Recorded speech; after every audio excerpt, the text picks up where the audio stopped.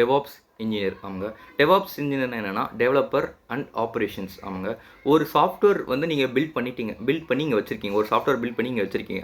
அந்த சாஃப்ட்வேர் பில்ட்ட நீங்க அப்ளிகேஷன ஹோஸ்ட் பண்ணணுமா இல்லையா? ஸோ அந்த ஹோஸ்ட் பண்றதுக்கும், டெவலப் பண்றதுக்கும் நடுவுல இருக்க டிஃபரெண்ட் தான் வந்து பார்த்தீங்கன்னா, அந்த கேப்ப தான் அவங்க ஃபில் பண்றாங்க டெவாப்ஸ் இன்ஜினியர்ஸ். அதாவது டெவலப் பண்ண ஒரு சாஃப்ட்வேர் பில்ட்ட வந்து எப்படி வந்து சர்வர்ல ஹோஸ்ட் பண்ணணும் அப்படின்றது தான் வந்து டெவாப்ஸ் இன்ஜினியரோட வேலை.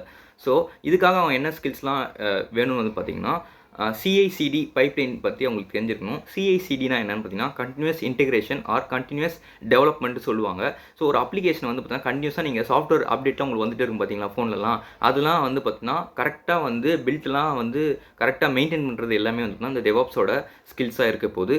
ஸோ ஜென்கின்ஸ்னா என்ன, கிட்லேப்னா என்ன, குபர்நெட்டிஸ்னா என்ன, டாக்கர்னா என்ன, கண்டெய்னர்ஸ்னா என்ன, அது மட்டும் இல்லாமல் அமேசான் ஏடபிள்யூஎஸ் அப்புறம் அஷ்யூர் அந்த மாதிரி க்ளவுட் பிளாட்ஃபார்ம்ஸ்லாம் எப்படி பார்த்தீங்கன்னா யூட்டிலைஸ் பண்ணுறது, எப்படி கான்ஃபிக் பண்ணுறதுன்றது தான் அதிகமாக அவங்களோட வேலையாக இருக்க போகுது. ஸோ இதுதான் அவங்களோட ஸ்கில்ஸு.